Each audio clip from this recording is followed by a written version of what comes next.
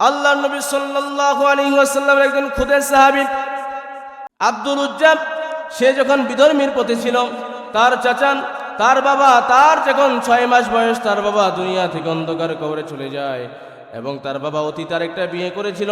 তার মাও কয়েকদিন পরে দুনিয়া থেকে চলে যায়। সে তার সৎ মায়ের কাছে যখন তার 6 থেকে 7 বছর হইল, তার সৎ মা এবার তার চাচার কাছে তাকে দিয়ে আসলো যে আপনার ভাতিজা আপনি আপনার কাছে রেখে দেন, আমি আপনার ভাতিজার লালন পালন করতে পারবো না। এবার আল্লাহর নবী সাল্লাল্লাহু আলাইহি ওয়াসাল্লামের সাহাবী আব্দুল উজ্জা তার চাচার কাছে যখন পর্যায়ক্রমে বছর লাগতে লাগলো, হঠাৎ করে যখন 17 থেকে 18 বছর নওজোয়ান তরুণ যুবক বয়সে যখন তার বয়স হলো, কালিমার দাওয়াত পেল। এবার তার চাচার কাছে খেতে খামারে কাজ করে তার চাচার সাথে যখন খেতে বসছে, এই সময় তার চাচাকে ডাক দিয়ে বলে, ও চাচা, ওই যে মুহাম্মদ কিসের জানি দাওয়াত দেন, কিসের জানি কালিমা পড়ার কথা বলে, ওই দাওয়াত কি গ্রহণ করা যাবে? এবার তার চাচা ডাক দিয়ে বলে, ও আব্দুল উজ্জা, আমি বিশ্বাস করি মুহাম্মদ আল-আমিন নবী, সত্যবাদী নবী, আমি বিশ্বাস করি মুহাম্মদ সত্যকারী নবী, কিন্তু আমাদের বাপ দাদার বংশের মধ্যে চুলকানি লাগানো যাবে না। এই জন্য তুমি যেই কথা বলেছো ওই পর্যন্তই তুমি সীমাবদ্ধ থাকো, এরপরে আর আগায়ও না। আব্দুল উজ্জা ডাক দিয়ে বলে, চাচা, ভাতের প্লেটের সামনে আমি আপনাকে বলে দিলাম, আমি আর আপনার ধর্মে থাকবো না, আমি মুহাম্মাদের কালিমা সকলে বলিলাম, ইলাহা মুহাম্মাদুর রাসূলুল্লাহ, সকলে বলি সাল্লাল্লাহু আলাইহি ওয়াসাল্লাম। মুসলমান হয়ে গেলেন তৎক্ষণাৎ। এবার তার চাচা বললাম, ও আব্দুল উজ্জা, ওই যে তোমাকে আমি যে সম্পদগুলো দিয়েছিলাম সেগুলো তো আমার দেওয়া সম্পদ, তুমি আমার সম্পদগুলো ফিরিয়ে দাও, কারণ আমি হচ্ছি তোমার চাচা, কিন্তু তুমি এখন মুহাম্মাদের ধর্ম অবলম্বী হয়ে গেছো, আমার কোনো জিনিস তোমার কাছে থাকতে পারে না, তুমি আমাকে দিয়ে দাও। আব্দুল উজ্জা বললেন, কোনো সমস্যা নাই, নিয়ে নেন, আপনার জায়গা, আপনার বাড়িঘর, আপনি সব কিছু নিয়ে নেন, আমার কিচ্ছু লাগবে না। এবার চার চাচা ডাক দিয়ে বলে, আব্দুল উজ্জা রে, ওই যে পরনের মধ্যে তোমার যে একটা লুঙ্গি দেখা যায়, কাপড় দেখা যায়, সেই কাপড়টাও তো আমার টাকা দিয়ে কেনা, ওই কাপড়টাও আমাকে খুলে দাও। আব্দুল উজ্জা ডাক দিয়ে বলে, চাচা যান, আমার সামান্য লজ্জা স্থান ঢাকার জন্য এই কাপড়টুকু না নিলে কি হয় না? তার চাচা ডাক দিয়ে বলে, আব্দুল উজ্জা, এতক্ষণ তুমি আমার ভাতিজা ছিলা, আমার সব কিছু তোমার জন্য মুক্ত ছিল, কিন্তু এখন তুমি আমার ভাতিজা না, কারণ তুমি মুহাম্মদের অনুসারী হয়ে গেছো, এখন আমার কোনো পণ্য, কোনো জিনিস তোমার শরীরে থাকতে পারে না। মুসলমান বন্ধুগণ আমার, দিলের কান দিয়ে শ্রবণ করা চাই। এবার আব্দুল উজ্জার যখন লুঙ্গিটা পর্যন্ত খুলে নেওয়া হলো, নৌজওয়ান তরুণ যুবক সেভাবে দৌড় দিয়ে তার সৈয়দ মায়ের কাছে চলে গেল। যাওয়ার পরে ডাক দিয়ে বলে, মা, আমাকে একটা কাপড় দেন। বলে, তোমার এই অবস্থা কেন হলো? বলে, মা, আমি ওই যে মুহাম্মদ আরবি সাল্লাল্লাহু আলাইহি ওয়াসাল্লামের সত্য ধর্ম কালিমা পড়ার কারণে চাচা আমার কাছ থেকে সব কিছু ছিনিয়ে নিয়েছে। এবার তার মা বলে, আমার কাছে কিছুই নাই, শুধু এক টুকরো কম্বল আছে, ওইখান থেকে অর্ধেক করে তুমি নিয়ে যাও, আর অর্ধেক আমার কাছে রেখে দিয়ে যাও। মুসলমান বন্ধুগণ আমার, এবার আব্দুল উজ্জাকে যখন সে এক টুকরা কাপড় দেওয়া হলো, আব্দুল উজ্জা কোন রকম লজ্জা স্থান ঢাকিয়ে দিয়ে দৌড় দিয়ে চলে গেলেন আল্লাহর নবী সাল্লাল্লাহু আলাইহি ওয়াসাল্লামের বাসার সামনে। যখন চলে গেলেন, ঠিক ফজরের ওয়াক্ত হয়ে গেল। ইন দি মিন টাইম আল্লাহর নবী সাল্লাল্লাহু আলাইহি ওয়াসাল্লাম যখন নামাজ পড়ার জন্য যখন মসজিদের দিকে যাচ্ছিলেন, যখন আব্দুল উজ্জাকে দেখতে পেলেন, আব্দুল উজ্জার চোখ দিয়ে অঝরে পানি টপ টপ করে পড়তেছিলাম। আল্লাহর নবী সাল্লাল্লাহু আলাইহি ওয়াসাল্লাম ডাক দিয়ে বলে, ও যুবক, তুমি কে? তোমাকে তো আমি চিনলাম না, আর এই অবস্থা কেন তোমার? আব্দুল উজ্জা ডাক দিয়ে বলে, ইয়া রাসূলুল্লাহ, ইয়া হাবিবাল্লাহ, ওগো আল্লাহর নবী, আপনার ধর্ম গ্রহণ করার কারণে আমার চাচা আমার সয় সম্পত্তি যা ছিল সব ছিনিয়ে নিয়েছেন। আল্লাহর নবী সাল্লাল্লাহু আলাইহি ওয়াসাল্লাম আব্দুল উজ্জাকে নিয়ে মসজিদের মধ্যে চলে গেলেন। আসহাবে সুফফার যে সাহাবীরা ছিল তাদেরকে বললেন, তোমরা যে যা পারো আব্দুল উজ্জাকে সহযোগিতা করে শরীক থাকো। এবার কেউ কাপড় দেয়, কেউ খেজুর দেয়। পর্যায়ক্রমে যখন 1 থেকে 2 দিন হয়ে গেল, আব্দুল উজ্জাকে কোরআন পাঠ করার জন্য একজন সাহাবী দেওয়া হলো। আব্দুল উজ্জা যতটুকু কালামে পাকের তেলাওয়াত করতে শিখলেন, ইন দি মিন টাইম রাত্রিবেলা যখন সকলে এশার নামাজ পড়ে ঘুমিয়ে গেল, আব্দুল উজ্জা এবার রাত্রিবেলা জোরে জোরে কোরআন তেলাওয়াত করে, আর রহমানু আল্লামাল কুরআন খলাকাল ইনসানা আল্লামাহুল বায়ান। আব্দুল উজ্জা যখন তেলাওয়াত করেন, এই তেলাওয়াত চলাকালীন সাহাবীরা আবার ফজরের সময় আল্লাহর নবী সাল্লাল্লাহু আলাইহি ওয়াসাল্লামকে বিচার দিল, ইয়া রাসূলুল্লাহ ইয়া হাবিবাল্লাহ, আপনার সাহাবী আব্দুল উজ্জা রাত্রিবেলা জোরে জোরে তেলাওয়াত করে আমাদের ঘুমের ডিস্টার্ব হয়। আল্লাহর নবী ডাক দিয়ে বলে, ও সাহাবীরা শুনে নাও, আব্দুল উজ্জা সব কিছুর বিনিময় ত্যাগ করে কালিমা পরে মুসলমান হয়েছে, তাকে তার মতো ইবাদত করতে দাও, কেউ বাধা দিও না। তৎক্ষণাৎ আল্লাহর নবী সাল্লাল্লাহু আলাইহি ওয়াসাল্লাম আব্দুল উজ্জার নাম চেঞ্জ করে দিয়ে বললেন, তোমার নাম আজ থেকে আব্দুল্লাহ জুল বাদাতাইন। কেমন ইমান ছিল! আর আপনারা আবার কেমন ইমান! আল্লাহর নবী সাল্লাল্লাহু আলাইহি ওয়াসাল্লামের তাবুতের যুদ্ধের ঘোষণা হয়ে গেল। যখন সাহাবীরা তাবুতের যুদ্ধে চলে যাবেন, হঠাৎ করে কে জানি পিছন থেকে ডাক দিয়ে বলে, ইয়া রাসূলুল্লাহ ইয়া হাবিবাল্লাহ, ওগো পয়গম্বর আল্লাহর নবী, আবার তো কিছু নাই, আমি ভাবছিলাম একটু শরীক হব তাবুতের যুদ্ধের ময়দানে। আল্লাহর নবী সাল্লাল্লাহু আলাইহি ওয়াসাল্লাম বলেন, ও আব্দুল্লাহ জুল বাদাতাইন, তোমার কিছুই দিতে হবে না, তুমি যে বলেছো এটাই অনেক। আব্দুল্লাহ ডাক দিয়ে বলে, ইয়া রাসূলুল্লাহ ইয়া হাবিবাল্লাহ, আমি তো আমার তরফ থেকে কিছুই দিতে পারিনি, কারণ আমার বর্তমানে সয় সম্পত্তি কিছুই নাই, আমি সাহাবীদের মধ্যে খাওয়া দাওয়া করি। ইয়া রাসূলুল্লাহ, আমি চাই আমি তাবুতের যুদ্ধে যে নিজেকে শহীদ করে দিতে। মুসলমান বন্ধুগণ আমার, আব্দুল্লাহ জুল বাদাতাইনের এই কথা শুনে আল্লাহর নবী সাল্লাল্লাহু আলাইহি ওয়াসাল্লাম টপ টপ করে চোখের পানি ছেড়ে দিয়ে সাহাবীদেরকে বলেন, ও সাহাবীরা, ওই যে বাকুল গাছের একটা ঠাল নিয়ে আসুন। বাকুল গাছের ঠাল নিয়ে তার হাতের মধ্যে দাগ দিয়ে বললেন, ওগো আল্লাহ, আজ থেকে আমি নবী হয়ে আমার সাহাবী আব্দুল্লাহ জুল বাদাতাইনের জন্য কাফেরদের রক্তকে, আব্দুল্লাহ জুল বাদাতাইনের রক্তকে হারাম করে দিলাম।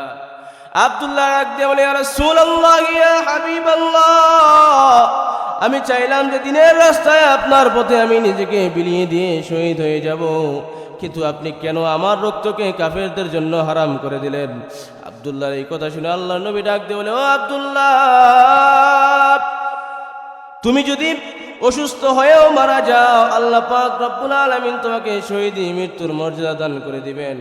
ঠিক কয়েকদিন পরে যুদ্ধের ময়দান থেকে আল্লাহর নবী সাল্লাল্লাহু আলাইহি ওয়াসাল্লাম শুনতে পেলেন, আল্লাহর নবী সাল্লাল্লাহু আলাইহি ওয়াসাল্লামের কাছে সাহাবী হযরত আব্দুল্লাহ জুল বাদাতাইন দুনিয়া ত্যাগ করে মাটির কবরে শায়িত হয়ে গেছেন। আল্লাহ পাক রব্বুল আলামিন দ্বিতীয় পারার শেষ অংশের দ্বিতীয় পৃষ্ঠার শেষ অংশের মধ্যে বলেন, ওয়ালা তাকুনু লিমান ইউকাতালু ফি সাবিলিল্লাহি আমওয়াত বাল আহইয়াউ ওয়ালাকিন লা তাশউরুন। ও আমার বান্দারা, তোমরা শুনে নাও, ইসলামের পথে, কোরআনের পথে, দ্বীনের পথে যারা মৃত্যু লাভ করে তারা নিজেকে শহীদে মৃত্যুর মর্যাদা দান করে দেন, আর তারা কখনো মৃত হতে পারে না। ওয়ালা তাকুলু লিমান ইউকতালু ফি সাবিলিল্লাহি আমওয়াত বাল আহইয়া, তারা জীবিত থাকে, ওয়ালাকিন লা তাশউরুন, তারা কখনো মৃত হতে পারে না। এই জন্য নিজের ইমানকে তৈরি করতে, কোরআনের পথে শহীদ হওয়ার জন্য, কথা বলেন ঠিক কিনা? যদি নিজেকে ওইভাবে তৈরি করতে পারি তাহলে আমাদের মরণ হতে দেরি, আমাদের জান্নাত লাভ হতে দেরি হবে না। قال النبي عليه الصلاة والسلام إذا كانت ليلة النصف من شعبان فقوموا ليلها وصوموا يومها فإن الله تعالى ينزل فيها لغروب الشمس إلى السماء الدنيا فيقول ألا من مستغفر فأغفر له على مسترزق فأرزقه على مبتلى إن الله وملائكته يصلون على النبي يا أيها الذين آمنوا صلوا عليه وسلموا تسليما اللهم صل على مولانا محمد নবী তোমায় আমরা চিনলাম না যার কারণে রোজ হাসরে আমাদেরকে ভুলবেন না আল্লাহুম্মা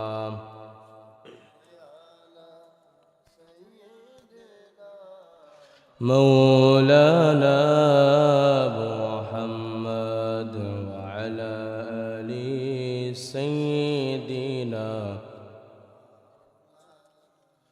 محمد لا إله إلا الله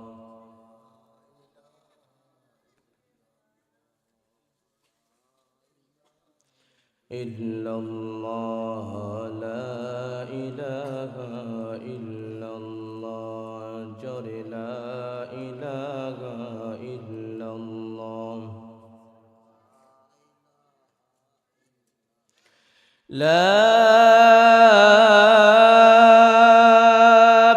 إله إلا الله محمد رسول الله شكرا بولي صلى الله عليه وسلم আবেদনার পরে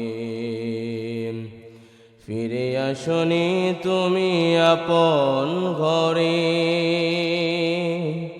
দিনের আলো তুমি ছড়িয়ে দিতে চলে গেলে মদিনায় মক্কা ছেড়ে হে রাসূল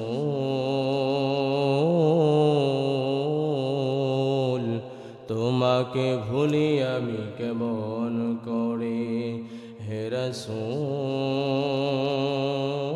রাসূল তোমাকে ভুলি আমি কেমন করে খেয়ে না খেয়ে দিন প্রচারের কাজে নিজেকে দিয়েছ বিলিয়ে তাই ফের কাফেরেরা চিনল নাই আলো দুষ্ট ছেলেদের পিছু দিল লেলিয়ে পাথরের আঘাতে ক্ষত বিক্ষত হয়ে সারা শরীর থেকে রক্ত ঝরে হে রাসূল তোমাকে ভুলি আমি কেমন করে হাজারো ব্যথা বেদনার পরে ফিরে আসনি তুমি আপন ঘরে দিনের আলো তুমি ছড়িয়ে দিতে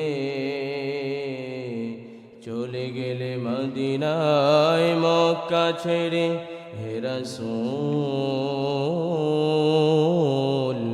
তোমাকে ভুলি আমি কেমন করে হেরার গুহায় তোমারি ধ্যান আসমান থেকে নামে আল কোরআন হেরার গুহায় তোমারি ধ্যান আসমান থেকে নামে আল কোরআন ভাঙল সবার ভুল তোমারি পরে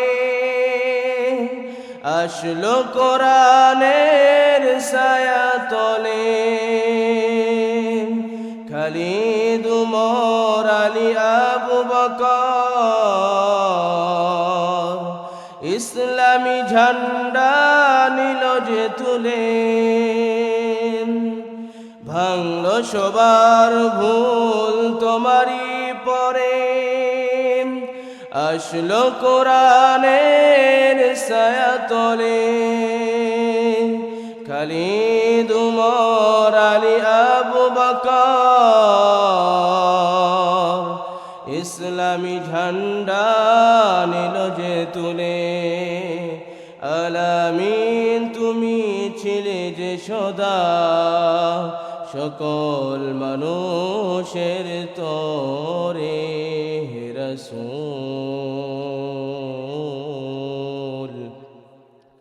তোমাকে ভুলি আমি কেমন করে হাজারো ব্যথা বেদনার পরে ফিরে আসনি তুমি আপন ঘরে দিনের আলো তুমি ছড়িয়ে দিতে চলে গেলে মদিনায় মক্কা ছেড়ে হে রাসূল তোমাকে ভুলি আমি কেমন করে। আল্লাহ পাক রব্বুল আলামিন বলে দুনিয়ার মানুষ শাবান মাসের 14 তারিখ দিবাগত রাত্রিবেলা তোমরা যখন আমি আল্লাহ পাক রব্বুল আলামিনের কাছে দাসত্ব করে গোলামি করে তাসবিহ তাহলিল কালামে পাকের তেলাওয়াত করে নফল ইবাদত করে যখন আমি রবের কাছে দুইখানা হাত তুলে ফরিয়াদ করো আমি আল্লাহ পাক রব্বুল আলামিন তোমাদের জীবনের গুনাহ খাতাগুলো মাফ করে দেই। মুসলমান বন্ধুগণ আমার, আল্লাহ পাক রব্বুল আলামিন বলেন আমি আল্লাহ পাক রব্বুল আলামিন 7 আসমান থেকে যখন শবে বরাতের রাত্রিবেলা যখন শাবান মাসের 14 তারিখ দিবাগত রাত চলে আসে আমি আল্লাহ পাক রব্বুল আলামিন প্রথম আসমানের মধ্যে চলে আসি। প্রথম আসমানের মধ্যে এসে বলি ও আমার গোলামেরা, ও আমার বান্দারা, তোমরা কে আমার কাছে কি চাও? আমি আল্লাহ পাক রব্বুল আলামিন তোমাদের জীবনের গুনাহ খাতাগুলো মাফ করার জন্য প্রস্তুত। এই জন্য আগামীকালকে যে রাত, এই রাতে আমাদেরকে রাত্রি জাগরণ করতে হবে। ঠিক আল্লাহ নবী সাল্লাল্লাহু আলাইহি ওয়াসাল্লাম বলেন ইজা কানাত লাইলাতুন নিসফি মিন শাবান, যে আমার কোন উম্মত যদি শাবান মাস তথা লাইলাতুন নিসফি মিন শাবান, আমরা যেটাকে শবে বরাতের রাত্রি বলে চিনি, এই রাত্রিবেলা যদি আমার কোন উম্মত আল্লাহ পাক রব্বুল আলামিনের কাছে ফরিয়াদ করে, দুইটা জিনিস ব্যতীত আল্লাহ পাক রব্বুল আলামিন ওই বান্দার জীবনের গুনাহ মাফ করে দেন। সেই দুইটা জিনিস হচ্ছে, এক নাম্বার হচ্ছে আল্লাহ পাক রব্বুল আলামিনের সাথে কাউকে শিরিক করা, দ্বিতীয় নাম্বার হচ্ছে মানুষের সাথে হিংসা করা। আল্লাহর নবী সাল্লাল্লাহু আলাইহি ওয়াসাল্লাম বলেন প্রথমত যখন তোমরা আল্লাহ পাক রব্বুল আলামিনের সাথে অন্য কাউকে অংশীদার করবা, আল্লাহ পাক রব্বুল আলামিন বলে দেয় তোমরা শিরকের মধ্যে লিপ্ত হয়ে যাও, তখন আমি আল্লাহ তোমাদের জীবনের গুনাহগুলো মাফ করি না। কারণ আল্লাহ পাক রব্বুল আলামিন নিজে এক, এর কোনো দ্বিতীয় হয় না। আল্লাহ পাক রব্বুল আলামিনের সাথে যদি কাউকে আমরা অংশীদার করি, আমরা কখনো মুসলমান হতে পারি না। মুসলমান বন্ধুগণ আমার, আল্লাহর নবী সাল্লাল্লাহু আলাইহি ওয়াসাল্লাম বলেন এ দুনিয়ার মানুষ, তোমরা যারা লাত উজ্জার ইবাদত করো, মূর্তির দাসত্ব করো, মূর্তির পূজা করো, আল্লাহ পাক রব্বুল আলামিনের সাথে তোমরা শিরকের মধ্যে লিপ্ত হয়ে যাও, আল্লাহ পাক রব্বুল আলামিন এই গুনাহ তোমাদের মাফ করবেন না। দ্বিতীয় নম্বরে হিংসা করা। আজকের সমাজে, আমাদের সমাজে দেখা যায় এক ভাই একতলা বিল্ডিং করতেছে, আরেক ভাই হিংসা করে যদি আমি তার থেকে বেশি করতে পারতাম। আরেকজন একটা ভালো কাজ করতেছে, আরেকজন হিংসা করে বলে আমি যদি তার থেকে আরো ভালো কাজ করতে পারতাম। একজন সম্মানী হচ্ছেন, আরেকজন মনে মনে ফিকির করে ওই জায়গায় যদি আমি থাকতাম। সেমনি ভাবে আল্লাহর নবী সাল্লাল্লাহু আলাইহি ওয়াসাল্লাম বলেন অনেক আগের একটি ঘটনা। এক বন্ধু হযরত খিজির আলাইহিস সালাতু ওয়াস সালামের কাছে চলে গেলেন। যাওয়ার পরে বললেন ওগো আল্লাহর পয়গম্বর, ওগো নবীজি, আমার পাড়া প্রতিবেশী যদি একতলা বিল্ডিং করে, আমি যেন দোতলা বিল্ডিং করতে পারি, সেই দোয়া আমার জন্য করে দেন। হযরত খিজির আলাইহিস সালাতু ওয়াস সালাম তার জন্য দোয়া করে দিলেন। হযরত খিজির আলাইহিস সালামের দোয়া কবুল হয়ে গেল। যখন ওই বান্দার পাশের বাড়ির লোক একতলা বিল্ডিং করলো, প্রতিনন্দনে তার দোতলা বিল্ডিং হয়ে গেল। এরপরে যখন আবার হযরত খিজির আলাইহিস সালাতু ওয়াস সালাম তার কাছে খবর নেওয়ার জন্য চলে আসলেন যে তুমি কি সেই পর্যায়ক্রমে সেই তোমার পাশের বাড়ির লোক যদি একতলা বিল্ডিং করে, তুমি কি দোতলা বিল্ডিং পেয়েছো? বলে হ্যাঁ পেয়েছি। ঠিক আছে। হযরত খিজির আলাইহিস সালাতু ওয়াস সালাম চলে গেলেন। পর্যায়ক্রমে সেই পাশের লোক আবার যখন একটা ভালো কাজ করলো সে দ্বিতীয়ত ভালো কাজ করে ফেললো। এরকম ভাবে পর্যায়ক্রমে যখন পাশের বাড়ির লোকের একটা চোখ অন্ধ হয়ে গেল, কানা হয়ে গেল, সেই লোকের দুইটা চোখ অন্ধ হয়ে গেল। মুসলমান বন্ধুগণ আমার, এবার হযরত খিজির আলাইহিস সালাতু ওয়াস সালাম আবার তার কাছে আসলেন। আসার পরে জিজ্ঞেস করলেন, তুমি কি পর্যায়ক্রমে তার থেকে এক গুণ আগিয়ে আসো? বলে, হ্যাঁ আগিয়ে আসি। তার একটা চোখ কানা হয়ে গেছে তথা আমার দুইটা চোখ অন্ধ হয়ে গেছে। হযরত খিজির আলাইহিস সালাতু ওয়াস সালাম চলে গেলেন। আবার কয়েকদিন পরে সেই পাশের বাড়ির লোকের একটা পা ভেঙে গেল, আবার সেই লোকের দুইটা পা ভেঙে গেল। এবার সেই লোক খিজির আলাইহিস সালাতু ওয়াস সালামকে ডাকিয়ে পাঠালেন। ডাকার পরে বললেন, ওগো আল্লাহর পয়গম্বর, আমি বুঝতে পেরেছি হিংসা করা আমার জন্য ঠিক হয়নি এবং তার সাথে লোভ করা আমার জন্য ঠিক হয়নি। আমি যদি এই তো আপনার কাছে না চাইতাম তাহলে আজকে আমার এই করুণ দশা, করুণ অবস্থা হতো না। আপনি একটু আল্লাহ পাক রব্বুল আলামিনের কাছে ফরিয়াদ করে জানায় দেন, আল্লাহ পাক রব্বুল আলামিন যদি আমাকে আগের মতো আবার ফিরিয়ে দেয়। এই জন্য হিংসা করা যাবে যাবে না। মুসলমান বন্ধুগণ আমার, আমাদের ভিতরে কেমন ঈমান আর সাহাবীদের ভিতরে কেমন ঈমান ছিল? আল্লাহর নবী সাল্লাল্লাহু আলাইহি ওয়াসাল্লামের একজন খুদের সাহাবী আব্দুল উজ্জা, সে যখন বিধর্মীর পথে ছিল, তার চাচান তার বাবা, তার যখন 6 মাস বয়স তার বাবা দুনিয়া থেকে অন্ধকার কবরে চলে যায় এবং তার বাবা অতীত আরেকটা বিয়ে করেছিল। তার মাও কয়েকদিন পরে দুনিয়া থেকে চলে যায়। সে তার সৎ মায়ের কাছে যখন তার 6 থেকে 7 বছর হইল, তার সৎ মা এবার তার চাচার কাছে তাকে দিয়ে আসলো যে আপনার ভাতিজা আপনি আপনার কাছে রেখে দেন, আমি আপনার ভাতিজার লালন পালন করতে পারবো না। এবার আল্লাহর নবী সাল্লাল্লাহু আলাইহি ওয়াসাল্লামের সাহাবী আব্দুল উজ্জা তার চাচার কাছে যখন পর্যায়ক্রমে বছর লাগতে লাগলো, হঠাৎ করে যখন 17 থেকে 18 বছর নওজোয়ান তরুণ যুবক বয়সে যখন তার বয়স হলো, কালিমার দাওয়াত পেল। এবার তার চাচার কাছে খেতে খামারে কাজ করে তার চাচার সাথে যখন খেতে বসছে, এই সময় তার চাচাকে ডাক দিয়ে বলে, ও চাচা, ওই যে মুহাম্মদ কিসের জানি দাওয়াত দেন, কিসের জানি কালিমা পড়ার কথা বলে, ওই দাওয়াত কি গ্রহণ করা যাবে? এবার তার চাচা ডাক দিয়ে বলে, ও আব্দুল উজ্জা, আমি বিশ্বাস করি মুহাম্মদ আল-আমিন নবী, সত্যবাদী নবী, আমি বিশ্বাস করি মুহাম্মদ সত্যকারী নবী, কিন্তু আমাদের বাপ দাদার বংশের মধ্যে চুলকানি লাগানো যাবে না। এই জন্য তুমি যেই কথা বলেছো ওই পর্যন্তই তুমি সীমাবদ্ধ থাকো, এরপরে আর আগায়ও না। আব্দুল উজ্জা ডাক দিয়ে বলে, চাচা, ভাতের প্লেটের সামনে আমি আপনাকে বলে দিলাম আমি আর আপনার ধর্মে থাকবো না, আমি মুহাম্মদের কালিমা সকলে বলিলাম ইলাহা মুহাম্মাদুর রাসূলুল্লাহ, সকলে বলি সাল্লাল্লাহু আলাইহি ওয়াসাল্লাম। মুসলমান হয়ে গেলেন তৎক্ষণাৎ। এবার তার চাচা বললেন, ও আব্দুল উজ্জা, ওই যে তোমাকে আমি যে সম্পদগুলো দিয়েছিলাম সেগুলো তো আমার দেওয়া সম্পদ, তুমি আমার সম্পদগুলো ফিরিয়ে দাও, কারণ আমি হচ্ছি তোমার চাচা, কিন্তু তুমি এখন মুহাম্মাদের ধর্ম অবলম্বী হয়ে গেছো, আমার কোনো জিনিস তোমার কাছে থাকতে পারে না, তুমি আমাকে দিয়ে দাও।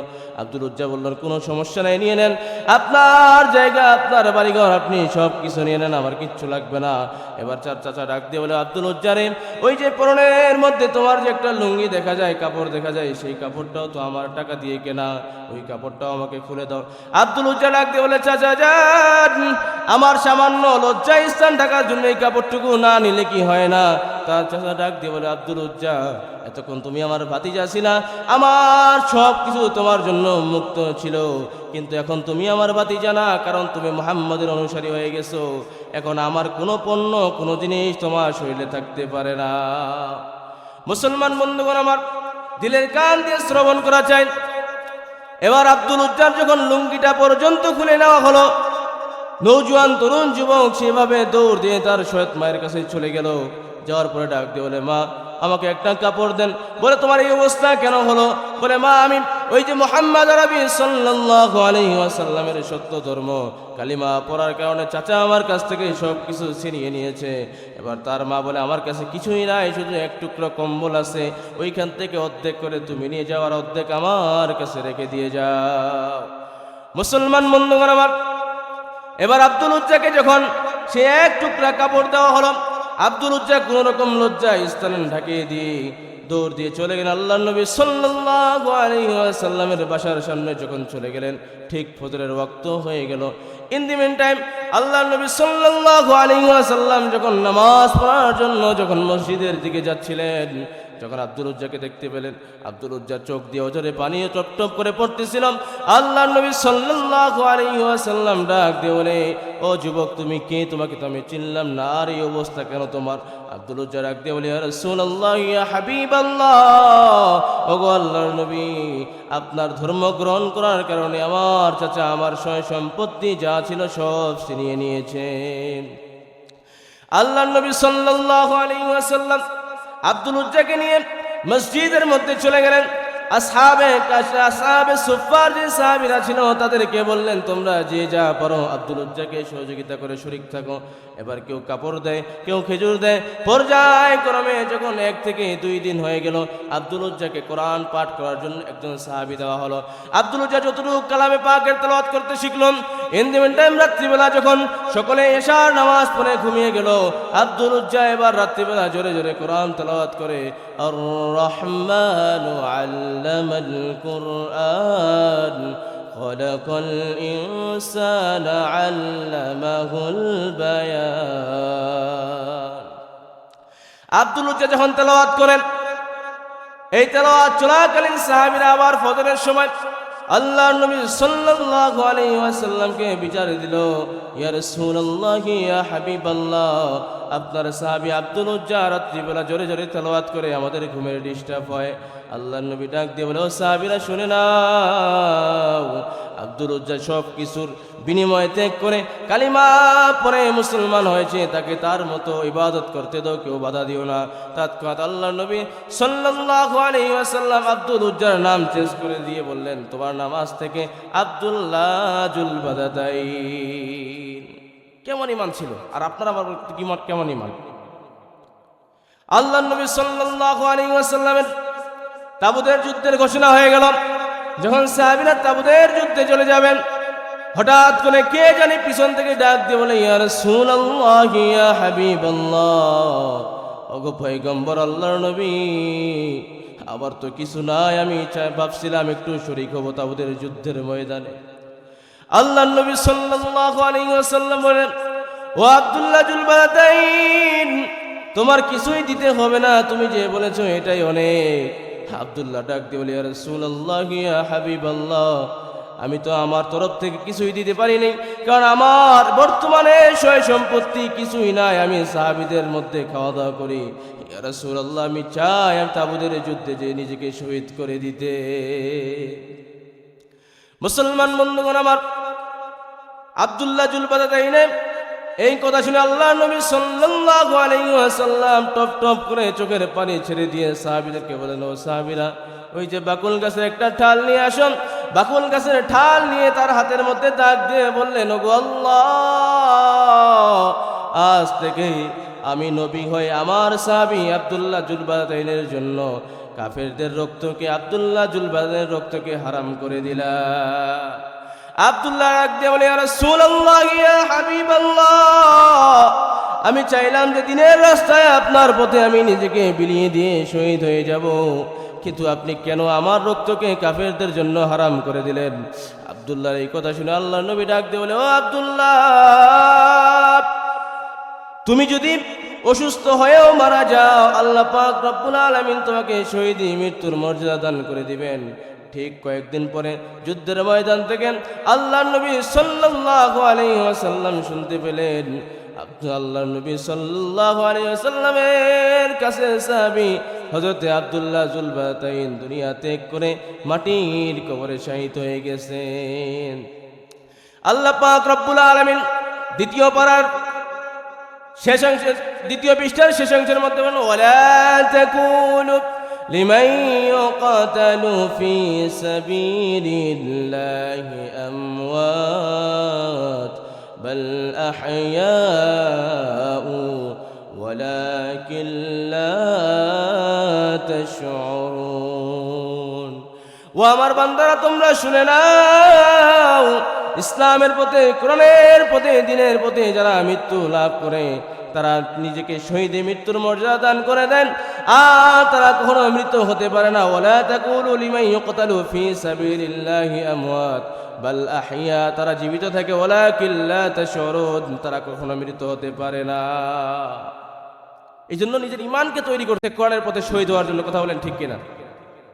যদি নিজেকে ওইভাবে তৈরি করতে পারি তাহলে আমাদের মরণ হতে দেরি, আমাদের জান্নাত লাভ হতে দেরি হবে না। কিন্তু আমরা নিজেকে মনে করি যে আমরা অনেক বড় নবী প্রেমিক, অনেক বড় আশিকের রসুল হয়ে গেছি। সেরকম যদি আশিকের রসুল হতাম তাহলে আমাদের সমাজে কাদিয়ানী নামক একটা সম্প্রদায় আমাদের সমাজে আল্লাহ নবী সাল্লাল্লাহু আলাইহি সাল্লামকে শেষ নবী মানে না, তাদের বিরুদ্ধে আমরা অ্যাকশন নিতাম, কথা বলেন ঠিক কিনা? যেখানে আল্লাহ পাক রব্বুল আলামিন নিজেই বলেন, মা কানা মুহাম্মাদুন আবা আহাদিম মির রিজালিকুম ওয়ালাকিন রাসূলুল্লাহ ওয়া খাতামান নাবিয়্যিন। সূরা আহজাবের 40 নম্বর আয়াতের মধ্যে আল্লাহ পাক বলেন, আমি মুহাম্মদ সাল্লাল্লাহু আলাইহি ওয়াসাল্লামকে কোনো পুরুষ সন্তানের পিতা হিসেবে দুনিয়াতে পাঠাই নাই। পরের অংশের মধ্যে আল্লাহ পাক বলেন, ওয়া খাতামান নাবিয়্যিন, এবং আমি আমার দোস্ত পেয়ারা হাবিবকে শেষ নবী হিসেবে দুনিয়াতে পাঠিয়েছি। এর উপর আর কোনো প্রমাণ চাই? যে আল্লাহ পাক বলেন, আলিফ লাম মিম হরফে মুকাত্তাআত যালিকাল কিতাব লা রাইবা ফি, এই কিতাবের মধ্যে কোনো সন্দেহ নাই। আর এই কিতাবের মধ্যে যদি কেউ বলে যে সন্দেহ আছে, সে সরাসরি কাফের হয়ে যায়, কথা বলেন ঠিক কিনা? এর উপর আর কি কথা থাকে? এবং আল্লাহ নবী সাল্লাল্লাহু আলাইহি ওয়াসাল্লাম নিজেও বলেন, আনা খাতামুন নাবিয়্যিন লা নাবিয়্যা বাদি, আমি শেষ নবী, আমার পর আর কোনো নবী আসতে পারে না। কিন্তু আমার বন্ধু, আপনার ভাই, আমার আত্মীয় স্বজন, তাদের সাথে তালে তাল দিয়ে চলাচল করে। অথচ আল্লাহ নবী সাল্লাল্লাহু আলাইহি সাল্লামকে যদি মাইনাস করে চলি তাহলে আমরা প্রকৃত ঈমানদার হতে পারবো না। আল্লাহ পাক নিজে বলতেছেন, কুল ইন কুনতুম তুহিব্বুনাল্লাহ ফাত্তাবিউনি ইউহিব্বুকুমুল্লাহ ওয়া ইয়াগফির লাকুম যুনুবাকুম আল্লাহু গফুরুর রহিম। যারা আমি আল্লাহকে ভালোবাসে তারা যেন আমি নবীর অনুকরণ করে, তাহলে আমি আল্লাহ তাদের অপরাধ সমূহ ক্ষমা করে দিব এবং তাদের নামটা জান্নাতের খাতায় লিপিবদ্ধ করে দেব। এই জন্য নবীকে বেশি বেশি করে ভালোবাসা, নবীকে নিজে বেশি করে আপন করে নেওয়া। যেমনি ভাবে আল্লাহ নবী সাল্লাল্লাহু আলাইহি ওয়াসাল্লামের জামানায় আল্লাহ নবী সাল্লাল্লাহু আলাইহি ওয়াসাল্লাম একটা বিধর্মীকে দাওয়াত দিলেন, কালিমার দাওয়াত। বিধর্মী উচ্চস্বরে আওয়াজ দিয়ে বলল, ও মুহাম্মদ, তুমি যে এই কালিমার দাওয়াত দাও, ওই কালিমার দাওয়াত আমি গ্রহণ করব যদি তুমি একটা শর্ত আমার পূরণ করতে পারো। আল্লাহ নবী সাল্লাল্লাহু আলাইহি ওয়াসাল্লাম বললেন, কি শর্ত বলো?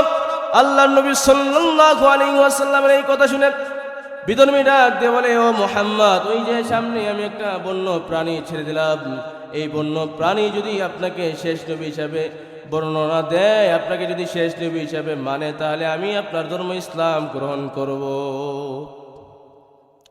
আল্লাহ নবী সাল্লাল্লাহু আলাইহি ওয়াসাল্লাম তৎক্ষণাৎ সেই বন্য প্রাণীকে ডাক দিয়ে বলেন, ও বন্য প্রাণী, তুমি বলে দাও আমি কে। আল্লাহ পাক রব্বুল আলামিন বন্য প্রাণীর জবান খুলে দিল। বন্য প্রাণী ডাক দিয়ে বলে, ইয়া রাসূলুল্লাহ, ইয়া হাবিবাল্লাহ, আমি একমাত্র এক আল্লাহর দাসত্ব করি, এক আল্লাহর ইবাদত করি, আর আপনি হচ্ছেন আখিরি জামানার শ্রেষ্ঠ পয়গম্বর, শ্রেষ্ঠ নবী, জনাবে মুহাম্মদ আরবি সাল্লাল্লাহু আলাইহি ওয়াসাল্লাম। এই কথা বলেন যখন স্বীকৃতি দিয়ে দিলেন, বন্য প্রাণী যখন স্বীকৃতি দিল, এবার সেই গ্রাম্য লোক আল্লাহ নবী সাল্লাল্লাহু আলাইহি ওয়াসাল্লামের হাতে হাত রেখে কালিমা পড়ে মুসলমান হয়ে গেলেন। আওয়াজ দিয়ে বলি সুবহানাল্লাহ। এটা হচ্ছে নবী প্রেম।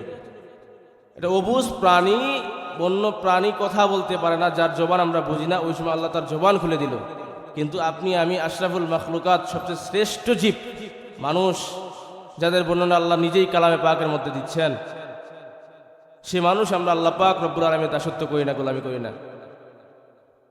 কিন্তু আমরা যদি আজকে আমাদের কেউ একজন উপকার করে, আমরা তার শুকর আদায় করি, তার কথা বলি, কিন্তু আল্লাহ যে আমাদের এত কিছু দিলেন তার শুকর আদায় করি না। যেমনি ভাবে একজন ব্যক্তি মুস্তাবাদুদ দাওয়া ছিলেন, তার কাছে যে যে আবদার করত, সে যদি হাত তুলে আল্লাহ পাক রব্বুল আলামিনের কাছে বলতো, আল্লাহ পাক রব্বুল আলামিন তার দোয়া কবুল করে নিতেন। একদিন ইরাক থেকে তার কাছে একজন লোক যাওয়ার জন্য উট তৈরি করলো। পর্যায়ক্রমে যেতে যেতে দীর্ঘদিন পরে যখন সেই লোকের দরবারে চলে গেল, যাওয়ার পরে দেখে সেই লোক শুকর গা গোসল করাচ্ছেন। এবার সেই লোককে ডাক দেওয়া, ভাই, এই মহল্লার মধ্যে, এই এলাকার মধ্যে মুস্তাবাদুদ দাওয়া নামে একজন ব্যক্তি আছে, যে কিনা আল্লাহ পাক রব্বুল আলামিনের কাছে ফরিয়াদ করলে ওই দোয়াটা আল্লাহ পাক রব্বুল আলামিন কবুল করে নেন। এবার সেই লোক ডাক দিয়ে বলে, আমি তো সেই মানুষ। এবার সেই লোক ডাক দিয়ে বলে, না, আপনি হতে পারেন না, কারণ সবচেয়ে নিকৃষ্ট প্রাণী শুকর আপনি গোসল করাচ্ছেন। সেই লোক ডাক দিয়ে বলে যে, ভাই, আমি নিজেই সেই মানুষ, কিন্তু এই শুকর গোসল করাচ্ছি এই কারণেই যে শুকর হচ্ছে আল্লাহ পাক রব্বুল আলামিন আমার পিতা মাতাকেই বানিয়ে দিয়েছেন। বলে কেন? বলে আমার পিতা মাতা এমন এক গুনাহ করেছেন যে আল্লাহ পাক তাদেরকে লানত দিয়ে শুকর বানিয়ে দিয়েছেন, এবং আমি তাদের খেদমত করি দেখি আল্লাহ পাক আমার দোয়া সবগুলো কবুল করে নেন। এই জন্য শুকরিয়া আদায় করতে হবে বেশি বেশি। মুসলমান বন্ধুগণ আমার, যেহেতু আজকে এই মাহফিলটা হচ্ছে মৃত ব্যক্তিদের জন্য, তাদের নিয়ে কিছু কথা বলা দরকার। আল্লাহ পাক রব্বুল আলামিন কালামে পাকের মধ্যে বলে দেন, আইনামা তাকুনু ইউদরিকুমুল মাউতু ওয়ালাউ কুনতুম ফি বুরুজিম মুশাইয়াদা। আল্লাহ পাক রব্বুল আলামিন বলে, দুনিয়ার মানুষ, তোমরা মরণ থেকে যতই পালাও, মরণ তোমাদের পাকড়াও করে ধরবে। যদিও তুমি পাতালের মধ্যে চলে যাও, সেখানেও মৃত্যু তোমাদের পাকড়াও করে ধরবেন। যদি 7 আসমানের উপরে চলে যাও, সেখানে মালাকুল মউত হাজির হয়ে যাবে। যেমনি ভাবে আল্লাহ নবী সাল্লাল্লাহু আলাইহি ওয়াসাল্লাম হযরত সুলাইমান আলাইহিস সালাতু ওয়াস সালামের কথা, হযরত সুলাইমান আলাইহিস সালাতু ওয়াস সালামের এক উম্মত হযরত সুলাইমান আলাইহিস সালাতু ওয়াস সালামের সাথে কথোপকথন করতেছিলেন। ইন দি মিন টাইম হযরত আজরাইল আলাইহিস সালাতু ওয়াস সালাম তার সামনে হাজির হয়ে গেল। বড় চোখ করে যখন তার দিকে তাকালেন, সেই লোক ভয় পেয়ে গেল। ভয় পাওয়ার পরে হযরত আজরাইল আলাইহিস সালাম যখন চলে গেলেন, এবার হযরত সুলাইমান আলাইহিস সালাতু ওয়াস সালামকে সেই লোক ডাক দিয়ে বলে, ওগো আল্লাহর পয়গম্বর, এই লোকটা কে? সে আমার দিকে এভাবে তাকালো কেন? আল্লাহর নবী সুলাইমান আলাইহিস সালাম কিছুই বললেন না। বলো, আল্লাহর নবী, আপনি তো বাতাসের সাথে কথা বলতে পারেন, বাতাস তো আপনার আদেশ গ্রহণ করে, এবং জিনেরা তো আপনার কথা শুনে। আপনি একটু বাতাসকে বলেন আমাকে যেন এখান থেকে 1000 কিলোমিটার দূরে রেখে আসে। আল্লাহর নবী সুলাইমান আলাইহিস সালাতু ওয়াস সালাম তার উম্মতকে বাতাসের আদেশ ক্রমে যখন এক জায়গা থেকে পর্যায়ক্রমে প্রায় অনেক কিলোমিটার দূরে রাখে আসলেন, এবার হযরত আজরাইল আলাইহিস সালাম তার জানটা ওই জায়গায়, তার মালাকুল মউত আসবে দেখে তার জানটা ওই জায়গায় কবজ করে যখন হযরত সুলাইমান আলাইহিস সালাতু ওয়াস সালামের সামনে চলে আসলেন, সুলাইমান আলাইহিস সালাম জিজ্ঞেস করলো, তুমি ওর সামনে এইভাবে কেন তাকালা? এবার হযরত আজরাইল বলে, ওগো আল্লাহর পয়গম্বর, আল্লাহ পাক রব্বুল আলামিন আমাকে আদেশ করে দিয়েছেন আগে থেকেই যে ওই লোকের মৃত্যু ওই জায়গায় হবে, কিন্তু আমি তাকে 1000 কিলোমিটার দূরের আগে তাকে দেখে অবাক হয়ে গেছিলাম যে কিছুক্ষণ পরে তার মৃত্যু ওই জায়গার মধ্যে হবে, কিন্তু সে এখন এই জায়গার মধ্যে কি করে? আল্লাহর নবী হযরত সুলাইমান আলাইহিস সালাতু ওয়াস সালাম কে এই কথা বলে হযরত আজরাইল বলে, যখন ওই জায়গার মধ্যে আমি ঠিক সময় মতো উপস্থিত হলাম, দেখলাম আবার সেই লোক ওইখানে। এই জন্য ওইখান থেকে প্রমাণিত হয়, যেখানে আপনি থাকেন না কেন মালাকুল মউত আপনাকে পাকড়াও করে ধরবে। কথা বলেন ঠিক কিনা? মুসলমান বন্ধুগণ আমার, আল্লাহ পাক রব্বুল আলামিন বলেন, কুল্লু নাফসিন যায়িকাতুল মাউত, একদিন সবাইকে মৃত্যুবরণ করতে হবে। যার প্রাণ আছে তার এই দুনিয়া ত্যাগ করতে হবে। কথা বলেন ঠিক কিনা? আল্লাহ নবী সাল্লাল্লাহু আলাইহি ওয়াসাল্লাম বলেন, আকসিরু যিকরা খাদিমিল লাযাতিল মাউত, ও আমার উম্মতরা, তোমরা অধিক পরিমাণে মৃত্যুকে স্মরণ করো, কিন্তু কেননা মৃত্যু তোমাদেরকে গ্রাস করে নেবে, পাকড়াও করে ধরবে। যেমনিভাবে বাচ্চা হারুনুর রশিদ, তার জামানায় একজন পাগলা ছিল, তার নাম বাহলুল পাগলা। এই বাহলুল পাগলা সব সময় গোরস্থানের মধ্যে থাকতো। একদিন বাদশাহ হারুনুর রশিদ সেই গোরস্থানের পাশ দিয়ে যখন ঘুরে বেড়াচ্ছেন, ইন্দিমেন্টেন দেখলেন গোরস্থানের মধ্যে পাগল বসা। এবার পাগলকে ডাক দিয়ে বলো, পাগলা বাহলুল, তুই তো আসলেই পাগল, কারণ আমরা থাকি রাজপ্রাসাদের মধ্যে, তুই একটা ঘর বানিয়ে থাকতে পারিস, তুই কেন কবরস্থানের মধ্যে থাকিস? এবার পাগলা বাহলুল ডাক দিয়ে বলে, বাদশাহ হারুনুর রশিদ, পাগল তো আমি না, বড় পাগল হচ্ছেন আপনি। মুসলমান বন্ধুগণ আমার, এই কথা শুনে স্বাভাবিক একজন বাদশা রাগ হতেই পারে। দেখে যে বললেন, কিভাবে আমি পাগল? ব্যাখ্যা দে। বলে দুনিয়া থেকে একদিন আপনাকে আমাকে সবাইকে চলে যেতে হবে, এই 3.5 হাত মাটির কবরে আসতে হবে। বলে হ্যাঁ এটা সত্যি। বলে বাচ্চা তাহলে আপনি রাজপ্রাসাদের মধ্যে কেন ঘুমান? নিজেকে আগে থেকে তৈরি করুন যেন এই মাটির কবরে আগে থেকে থাকার অভ্যাস করতে পারে। এই জন্য বাচ্চা হারুনুর রশিদ তখন তাকে বলল, পাগলা তুমি তো কথাটা আসলে ঠিক বলছো, বলো তুমি আমার কাছে কি চাও আমি তোমাকে দিব। এই রাজপ্রাসাদ বিশাল রাজ্যের মালিক আমি, তুমি কি চাও আমাকে বলো। পাগলা ভালো বলে আমি কিছুই চাই না, তুমি আমাকে দিতে পারবা না। বলে আমি পুরা রাজ্যের মালিক বাদশাহ, আমি কেন দিতে পারবো না, বলো কি চাও। সোনা গয়না বাড়ি ঘর কি চাও তা সব দেবো। বলে আমি কিছুই চাই না, জাস্ট 3টা জিনিস চাই। কয়টা জিনিস? 3টা জিনিস। 1 নম্বরে যখন মালাকুল মউত আজরাইল ইসলাম আমার সামনে আসবে ওই সময় আজরাইলকে বলি আমার জানটা না কবজ করতে। বাদশাহ বলে না এটা আমাদের আর সম্ভব না। 2 নম্বর কথা, যখন কবরের মধ্যে মুনকার নাকির ফেরেশতা সওয়াল জবাব করবে ওই সময় তুমি আমার উত্তরটা দিয়ে দিও। বলে না আমি এটা পারবো না। 3 নম্বর কথা, যখন হাসরের ময়দানে হিসাব নিকাশ হবে ওই সময় আমার হিসাবটা তুমি দিয়ে দিও। বলে আমি এটা পারবো না। বলে তাহলে আগেই বলছিলাম আপনি পারবেন না, তাহলে বললেন কেন? বাচ্চা হারুনুর রশিদ অঝরে চোখ দিয়ে কান্নাকাটি শুরু করে দিলেন, দিয়ে বললেন আজ থেকে আমি রাজপ্রাসাদ ভুলে গেলাম, পাগলা বালু তোমার সাথী ভাই আমাকে বানিয়ে দাও। সুবহানাল্লাহ বলি। এই জন্য মৃত্যু আমাদের খুব নিকটেই। যেমন আমাদের এলাকা থেকে অনেক মানুষ অল্প বয়সে দুনিয়া থেকে চলে গেছে, যা আমরা অনেকেই জানি চোখের সামনে। সকালবেলা আমাদের সাথে ঘুরে বেড়াচ্ছে, রাত্রেবেলা দুনিয়া থেকে চলে গেছে। এরকম আছে না ভাই? অনেক আছে। এই জন্য আমাদের বেশি বেশি মৃত্যুকে স্মরণ করা আর মালিকের দরবারে ফরিয়াদ করা যে আল্লাহ আমাদের জীবনের গুনাহগুলো মাফ করে দাও।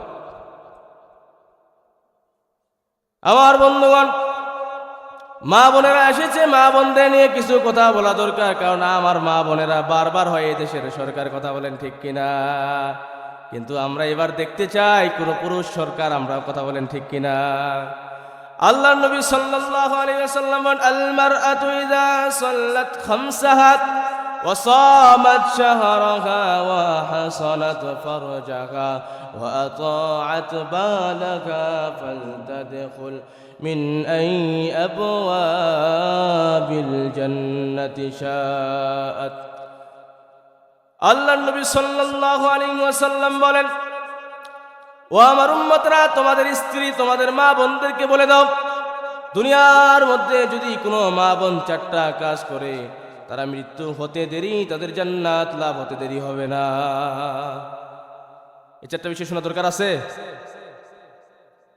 আল্লাহ পাক রব্বুল আলামিন বলেন, ওয়াকরনা ফি বুয়ুতিকুন্না ওয়ালা তাবাররুজনা তাবাররুজাল জাহিলিয়াতিল উলা। ও আমার বান্দিরা, তোমরা জাহিলিয়াতি যুগের মতো মেয়েদের মতো হইও না, তাদের কালচার তোমরা অনুসরণ করিও না। আগের মতো শান্তি তো আর এখন পাওয়া যায় না, মানুষ সব পাল্টে গেছে, পাল্টে নিত জামানা খায়, জামানা ঠিকই আছে, মানুষ সব পাল্টে গেছে। আগের মতো শান্তি তো আর এখন পাওয়া যায় না, মানুষ সব পাল্টে গেছে, পাল্টে নিত জামানা খায়, জামানা ঠিকই আছে, মানুষ সব পাল্টে গেছে। চুলগুলো খাটো খাটো, শার্ট প্যান্ট আটো শাটো, সানগ্লাস চোখে তার যেন কোনো জমিদার, বুট জুতা পায়ে দিয়ে কাঁধে এক ব্যাগ নিয়ে, ঠোঁটে দেয় লিপস্টিক, হাসে শুধু পিক পিক। ওদিকে গেল 2 চোখ, মনে হলো কোনো ভদ্রলোক, কাছে গিয়ে দেখি হায় মাইয়া মানুষ না, মাশাল্লাহ দাঁড়ায় আছে আমগো পাড়ার মিস জরিনা। কথা বলেন ঠিক কিনা? মুসলমান বন্ধুগণ আমার, আমাদের সমাজে একটা জিনিস আমাদের সবাইকে ধ্বংস করে দিয়েছে, সেটা হচ্ছে ফেসবুক। এই জন্য শিল্পীরা বলে ডিজিটাল বাংলাদেশে কত কিছু দেখার আছে, দেখতে গেলে শেষ হবে না, অল্প দেখো ভাই। পোলা মাইয়া জুয়ান বুড়া একই রোগে খাইছে ধরা, আধুনিকতার হাওয়া গায়ে লাগছে তাই। যে যাই কিছু বলুক না কেন গায়ে লাগে না, আমরা কিন্তু চালাক জাতি মোটো ভয় পাই না। আমগো দেশে ফেসবুক আছে, আমরা বলত না। কথা বলেন ঠিক কিনা? আল্লাহর নবী সাল্লাল্লাহু আলাইহি ওয়াসাল্লাম বলেন, আল মারআতু ইযা সাল্লাত খামসাহা, কোন মা বোন যদি 5 ওয়াক্ত নামাজ জামাতের সহিত পরিপূর্ণভাবে আদায় করে, ও সামাত শাহরাহা, রমজান মাসে যদি পরিপূর্ণভাবে রোজা রাখে, ও আহসানাত ফারজাহা, এবং নিজের পর্দা নিজের সতীত্বকে হেফাজত করে। কিন্তু আমাদের সমাজে 2টা জিনিস বেশি অবহেলিত। মা বোনেরা নামাজ পড়ে, রমজান মাসে রোজাও রাখে, খালি 2টা জিনিস থেকে আমার মা বোনেরা গাফেল। তার মধ্যে 1 নম্বর হচ্ছে পর্দা করা। নিজ এলাকার মধ্যে পাড়ার মধ্যে কোনো একটা মোড়ের মধ্যে মেয়ে মানুষরা দোকানের মধ্যে আড্ডা দেয়, বেপরদায় চলাফেরা করে এবং বেপরদায় মোবাইল চলাচল করে, বেপরদায় রাস্তার মধ্যে চলাচল করে, এমন পোশাক পরে যে পোশাক দেখার চেয়ে না দেখাও ভালো। কথা বলেন ঠিক কিনা? কিন্তু আল্লাহ নবী সাল্লাল্লাহু আলাইহি ওয়াসাল্লাম 3 নম্বরে বলেন ওয়াহসানাত ফারজাহা, পর্দা করা। কিন্তু আমাদের সমাজে এই পর্দা বিষয়টা নাই। মা বোনদেরকে যদি বলা হয় আপনার মেয়েকে, আপনার কন্যাকে কেন আপনি পর্দা করান না, বলে কেবল তো এসএসসি পরীক্ষা দিবে, আর কয়েকদিন যাক তারপরে পর্দা করবে। কথা বলেন ঠিক কিনা? কিন্তু একটা এসএসসি পরীক্ষার্থী মেয়ে, সে তো সাবালিকা হয়ে গেছে, সে নাবালক না। তার যখন 7 থেকে 8, 9, 10 বছর বয়স হয়ে যায় একটা মেয়ে, তখন তার পর্দা ফরজ হয়ে যায়। কিন্তু বাপ মায়েদের গাফিলতির কারণে সেই মেয়ে পর্দা করে না। কথা বলেন ঠিক কিনা? মুসলমান বন্ধুগণ আমার, একজন রাজা তার রাজ্যের মধ্যে ঘোষণা দিয়ে দিল, এই রাজ্যের মধ্যে আমি এমন একটা পোশাক চাই যে পোশাক আজও কেউ পরিধান করে নাই, যে পোশাক কেউ দেখেও নাই। এবার সমস্ত দর্জিকে ডাক দেওয়া হলো, পর্যায়ক্রমে এক এক করে, কোনো দর্জি পারলো না, প্রত্যেকটা দর্জির গর্দান আলাদা করে দেওয়া হলো।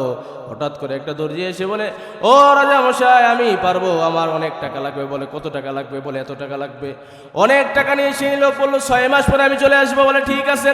সেই লোক জঙ্গলের মধ্যে চলে গেল। পর্যায়ক্রমে যখন 6 মাস চলে গেল, এবার কফিনের মতো একটা খাটিয়া নিয়ে রাজার সামনে হাজির, সাজিয়ে নিয়ে এসেছে। এবার রাজাকে বলে, রাজা মশাই, আপনার পোশাক আমি নিয়ে এসেছি, এবার আপনার পোশাক আপনি পরিধান করবেন। এবার রাজা মশাই বলে ঠিক আছে। রাজ্যের সমস্ত মানুষকে ডাকা হলো, মন্ত্রীরা ডাকা হলো। এবার বলে সেই দর্জি ডাক দিয়ে বলো, রাজা মশাই, আমার একটা কথা আছে। বলে কি কথা? এই পোশাক যদি কেউ না দেখতে পারে, তার জন্মের মধ্যে ভেজাল আছে। এখন বলেন তো, যদি কেউ নাও দেখে তাও তো বলবে যে আছে। কারণ কেউ কি চাবে যে আমি ইচ্ছাকৃতভাবে বলি আমার জন্মের মধ্যে ভেজাল আছে? কেউ বলবে এই কথা? এবার রাজা যখন বললো ঠিক আছে, এবার রাজার জামা খোলা হলো। এখন দর্জি ওই কফিনের ভিতরে কিছুই নাই, জাস্ট একটা ফাঁকা কফিন। কফিনটা খুললো, বললো এই যে কাপড়। আজ গবিক তাকে বললো এই যে কাপড় পরাই দিলাম। রাজা মশাই কেমন? বলে খুব সুন্দর। কারণ রাজা মশাই ভাবতেছে এখন যদি বলি যে কোনো পোশাক নাই, তাহলে আমাকে বেজন্মা বলবে। কথা বলেন ঠিক কিনা? এবার এই পোশাক পরানো শেষ। এবার রাজা মন্ত্রীকে ডাক দিয়ে বলো, মন্ত্রী কেমন লাগে আমাকে? বলে খুব সুন্দর লাগে। মন্ত্রীও মনে মনে ভাবে, এখন আমি যদি বলি কোনো পোশাক নাই, আপনি খালি গায়ে দাঁড়ায় আছেন, তাহলে মানুষ আমাকে বেজন্মা বলে দেবে। এবার সেই দর্জি তার পায়জামাও খুলে দিল। খুলে দেওয়ার পরে এবার বললো যে এই যে ধরেন আপনাকে পায়জামা পরাইলাম। এখন রাজাকে সেই দর্জি বলতেছে যে, রাজামশাই, এত সুন্দর পোশাক আপনি পরেছেন, খুব সুন্দর লাগতেছে আপনাকে, আপনি একটু রাজ্যটা ভ্রমণ করে আসেন। এখন রাজা তার ঘোড়া নিয়ে ভ্রমণ করতে শুরু করলো। এখন মন্ত্রী মাইক দিয়ে এলান করে দেয় যে যারা দেখতে পাবে না রাজার পোশাক নাই, তারা বেজন্মা। এবার সবাই বলে যে রাজার পোশাক খুব সুন্দর, খুব সুন্দর। ইন দি মিন টাইম হঠাৎ করে একজন পিচ্চি বাচ্চা, তার তো মুখ হালকা, সে দেখে বলে রাজা নেংটু রাজা। সে যখন এই কথা বলছে, এখন রাজা খাই কি কস না কস। ঠিক আমাদের মা বোনদের দশাটা এরকম হয়েছে, যতই বলেন পর্দা করো, ততই ওরা বেপর্দায় বেড়ায়। কথা বলেন ঠিক কিনা? কিন্তু আল্লাহ নবী সাল্লাল্লাহু আলাইহি সাল্লাম বলতেছেন ওয়াহসানাত ফারজাহা, পর্দা করা। কিন্তু আমরা পর্দাতে খুব গাফেল। কিন্তু আমাদের জন্য পর্দাকে ফরজ করা হয়েছে। কি করা হয়েছে? ফরজ করা হয়েছে। এরপর আল্লাহ নবী সাল্লাল্লাহু আলাইহি ওয়াসাল্লাম বলেন ওয়া তাআত বালাকা, স্বামীর খেদমত করা। এটা তো আরো নাজাহাল অবস্থা। স্বামীর খেদমত করবে কি, বরং স্বামী স্ত্রীর খেদমত করতে করতে জীবনটাই বরবাদ করে দিয়েছে। আর স্ত্রী বলে তুমি আমার জন্য কি করলা? কথা বলেন ঠিক কিনা? মুসলমান বন্ধুগণ আমার, আজকের সমাজে দেখা যায় কোনো পুরুষ যদি মসজিদের মধ্যে যায়, এবার ইমাম সাহেব হুজুর খুতবার মধ্যে বলল মসজিদের একটা জিনিস কিনতে হবে, কে কয় টাকা দেবেন বলেন। এবার সেই পুরুষ মনে মনে ভাবে, আমি তো বাড়ির ক্যাশিয়ার না, ক্যাশিয়ার তো আমার বাড়ি আলি। আমি যদি এখন বলি আমি 100 টাকা দিব, কিন্তু যদি 100 টাকা না দেয় আমাকে অপমান হতে হবে। কথা বলেন ঠিক কিনা? আর মা বোনেরাও এমন হয়েছেন, অনেক মা বোনেরা দানের দিকে অগ্রসর, আবার অনেক মা বোনেরা দান করতে চায় না। তারা নিজের শখ বিলাসিতা নিয়ে পড়ে থাকে। পাল্লারে যে হাজার হাজার টাকা খরচ করে আসে, কিন্তু মসজিদ মাদ্রাসার জন্য যখন কালেকশন করা হয়, তখন তাদের পকেট থেকে টাকা বাইর হয় না। কথা বলেন ঠিক কিনা? এই জন্য আল্লাহ নবী সাল্লাল্লাহু আলাইহি ওয়াসাল্লাম বলেন ও আতাআত বালাহা, স্বামীর খেদমত করা। ও আমার মা বোনেরা ভালো করে শুনে নেন, আল্লাহর নবী সাল্লাল্লাহু আলাইহি ওয়াসাল্লাম পরে বলেন ফালতাদখুল মিন আই আবওয়াবিল জান্নাতি শাত। কোন মা বোন যদি এই চারটা কাজ করতে পারে, আল্লাহ পাক রব্বুল আলামিন তার সামনে জান্নাতের 8টা দরজা রেখে দিবেন। সে যেটা ইচ্ছা সেই জান্নাত দিয়ে প্রবেশ করে জান্নাতে প্রবেশ করতে পারবে। এই জন্য আজ থেকে নিজের স্ত্রী, নিজের সন্তান, নিজের কন্যাকে এবং মাকে পর্দা করার কথা বলবেন। কে কে একটু আল্লাহকে হাত তুলে দেখায় দেন। নারে তাকবীর, নারে তাকবীর। আল্লাহ কবুল করুক। মুসলমান বন্ধুগণ আমার, আল্লাহ নবী সাল্লাল্লাহু আলাইহি ওয়াসাল্লামের সাহাবী যেই কথার মধ্যে ছিলাম, নবীকে কেমন ভাবে ভালোবাসতে হবে এই কথা প্রসঙ্গে আবু মাহজুরা রাদিয়াল্লাহু তাআলা আনহুর একটা ঘটনা হাদিসের মধ্যে এসেছে। আল্লাহ নবী সাল্লাল্লাহু আলাইহি ওয়াসাল্লাম যখন একটা সফরে চলে গেলেন মক্কার মধ্যে, হযরতে বেলালকে ডাক দিয়ে বলল, বেলাল আসরের ওয়াক্ত হয়েছে, আযান দাও। হযরতে বেলাল যখন বললেন আল্লাহু আকবার, আল্লাহু আকবার, এবার মুশরিকের ছেলেরা এই আযান কপি করতে লাগলো। পর্যায়ক্রমে যখন সব আযান শেষ হয়ে গেল, আল্লাহর নবী সাল্লাল্লাহু আলাইহি ওয়াসাল্লাম আবু মাহজুরা এবং তার সাঙ্গপাঙ্গ যারা ছিল, এবার বেলালকে বলেন ওদেরকে নিয়ে আসো আমার কাছে। হযরতে বেলাল যখন তাদেরকে নিয়ে আসলো, আল্লাহর নবী জিজ্ঞেস করলো, বাবারা তোমরা কে জানি আযানের ব্যঙ্গ করতেছিলা? আল্লাহর নবী সাল্লাল্লাহু আলাইহি ওয়াসাল্লামের এই কথা শুনে আবু মাহজুরার বন্ধু বান্ধব সবাই এক নামে এক সুরে আওয়াজ দিয়ে উচ্চ স্বরে বলে দিল, আবু মাহজুরা আযানের ব্যঙ্গ করতেছিল। আল্লাহর নবী বাকি মুশরিকদের ছেলেদের ছেড়ে দিলেন, ছেড়ে দিয়ে বলেন, আবু মাহজুরা একটু আযান দাও তো আমি শুনি। আবু মাহজুরা ডাক দিয়ে বলে, ইয়া রাসূলুল্লাহ, ইয়া হাবিবাল্লাহ, আমি তো আযান দিতে পারি না। বেলাল যখন আযান দিচ্ছিল, ওই আযান আমি রিপিট কপি করে করে বলতেছিলাম। আল্লাহর নবী সাল্লাল্লাহু আলাইহি ওয়াসাল্লাম হাতের এই 3টা আঙ্গুল যখন মাথার এই জায়গায় রেখেন, তাকে আযানের বাক্যগুলো শিখিয়ে দিলেন। আল্লাহু আকবার, আল্লাহু আকবার। আবু মাহজুরা প্রথম বাক্য বললেন, দ্বিতীয় বাক্য যখন আল্লাহ নবী বলেন আল্লাহু আকবার,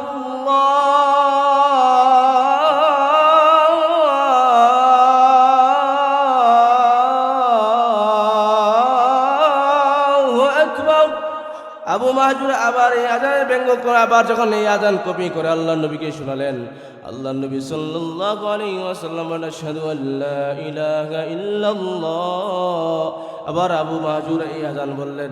এইভাবে যখন প্রত্যেকটা আযানের বাক্য শেষ হয়ে গেল, আবু মাহজুরা ডাক দিয়ে বলে, ইয়া রাসূলুল্লাহ, ইয়া হাবিবাল্লাহ, আমি আর বিধর্মী থাকতে চাই না, আপনি আমাকে এখনই কালিমা লা, সকলে বলেন লা ইলাহা ইল্লাল্লাহু রাসূলুল্লাহ, সকলে বলে সাল্লাল্লাহু আলাইহি ওয়াসাল্লাম বলে মুসলমান হয়ে গেলেন। আবু মাহজুরা ডাক দিয়ে, ইয়া রাসূলুল্লাহ, ইয়া হাবিবাল্লাহ, এতদিন ধরে মক্কার জমিনে আমার কাছে সবচেয়ে নিকৃষ্ট ব্যক্তি ছিলেন আপনি মুহাম্মদ, আর এখন আমার কাছে সবচেয়ে উৎকৃষ্ট ব্যক্তি, সবচেয়ে ভালো ব্যক্তি হচ্ছেন আপনি মুহাম্মাদুর রাসূলুল্লাহ সাল্লাল্লাহু আলাইহি ওয়াসাল্লাম। আবু মাহজুরা ডাক দিয়ে বলে, ইয়া রাসূলুল্লাহ, ইয়া হাবিবাল্লাহ, ওগো আল্লাহর নবীজি, আপনি আমাকে মুসলমান বানিয়ে দিয়েছেন, আমি এখন আপনার অন্তর্ভুক্ত। আমি আপনার কাছে একটা জিনিস আবদার করতে চাই গো নবী, আপনি কি আমার আবদার রাখবেননি? আল্লাহর নবী ডাক দিয়ে বলে, আবু মাহজুরা বলো কি আবদার করতে চাও? বলো যে মক্কার মসজিদুল হারামের মুয়াজ্জিন হিসেবে আমাকে নিযুক্ত করে দিন, আমি সারা জীবন ইসলামের খেদমত করে করে মৃত্যুবরণ করতে চাই। আবু মাহজুরা রাদিয়াল্লাহু তাআলা আনহু যখন মক্কার মুয়াজ্জিন হলেন, তার কিছু বছর পরে সাহাবীদের সাথে একটা বৈঠকের মধ্যে মাশওয়ারার মধ্যে বসলেন। সাহাবীরা জিজ্ঞেস করলো, আবু মাহজুরা ভাই, মক্কার মধ্যে এরকম চুলের কাটিং আর কাউকে দেখা যায় না, তোমার চুলগুলো, সামনের চুল, এই জায়গার চুল অনেক বড়, প্রায় 2 হাতের মতো, আর সাইডের কোনো চুল নাই, তুমি এই চুলটুকু কেন রেখেছো? আবু মাহজুরা ডাক দিয়ে চোখের পানি ছেড়ে দিয়ে বলে, ও আমার বন্ধুগণ, ও আমার সাহাবীরা, এই সামান্য মাথার এই চুলটুকুর মধ্যে আমার নবী, প্যারা নবী জনাবে মুহাম্মদ আরবি সাল্লাল্লাহু আলাইহি ওয়াসাল্লাম হাতের এই 3টা আঙ্গুল দিয়ে যখন আমাকে এই জায়গার মধ্যে রেখে কালিমা পড়ে মুসলমান করে এবং আযানের বাক্যগুলো শিখিয়েছিলেন, আমি ওই সময় প্রতিজ্ঞা করেছিলাম হাশরের ময়দানে যেন আল্লাহ পাক রব্বুল আলামিন আমার হিসাব নিকাশ নেবেন, ওই সময় যেন আমি আল্লাহ পাক রব্বুল আলামিনকে ওই চুলগুলো দেখিয়ে বলতে পারি, আল্লাহ দুনিয়ার মধ্যে আর কিছু করি চাই না করি, আপনার পেয়ারা দোস্ত পেয়ারা হাবিবের হাত মোবারক আমার এই জায়গায় পড়েছিল, আর এই হাত মোবারক থাকাকালীন আমি মুসলমান হয়েছিলাম। আল্লাহ পাক যেন এর ওসিলায় আমাকে জান্নাত দান করে দেন। এটাই বলে নবী প্রেম। আর আমরা নবী প্রেম কেমন, বছরে একদিন যখন আসে জশ্নে দুরুস ঈদে মিলাদুন নবী, ওই দিন ইয়া হোসেনকে ঠেকায় দেই, আর পরে নবী প্রেম শেষ। এটা নবী প্রেম বলে না। নবী প্রেম তাকেই বলে যে প্রেম হচ্ছে নবীর সুন্নাহ মোতাবেক চলা। কথা বলেন ঠিক কিনা? সাহাবীদের বর্ণনা যখন আমরা শুনি তখন পড়ি, নিজে চোখ দিয়ে অঝরে পানি চলে আসে। কি প্রেম ছিল নবীর প্রতি। আল্লাহ নবী সাল্লাল্লাহু আলাইহি সাল্লাম হযরত আবু বকরকে একদিন বলেন, আবু বকর আমি হিজরতে বের হবো, আপনি তৈরি থাকেন। টানা 6 মাস পরে আল্লাহ নবী তার দরজায় দেখে টোকা দিলেন। এই টোকা দেওয়ার সঙ্গে সঙ্গে আবু বকর বের হয়ে গেলেন। আল্লাহ নবী জিজ্ঞেস করেন, আবু বকর তুমি কি ঘুমাও নাই?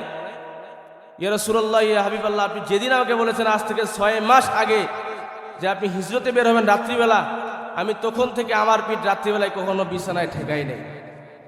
এটাই বলে নবী প্রেম। আর আমাদের সমাজে যদি বলা হয় যে নবী প্রেম কাকে বলা হয়, এই নবী প্রেম, নবীর জায়গায় নবী, আমাদের জায়গায় আমরা। একদিক শুনে গান বাজনা, একদিক শুনে ওয়াজ কয়, একদিক দিয়ে ওয়াজ শুনে সোয়াব হাজির করি, একদিক দিয়ে গান বাজা করে গুনাহ করি। এটা হচ্ছে আমাদের সমাজ। এটা করা যাবে না।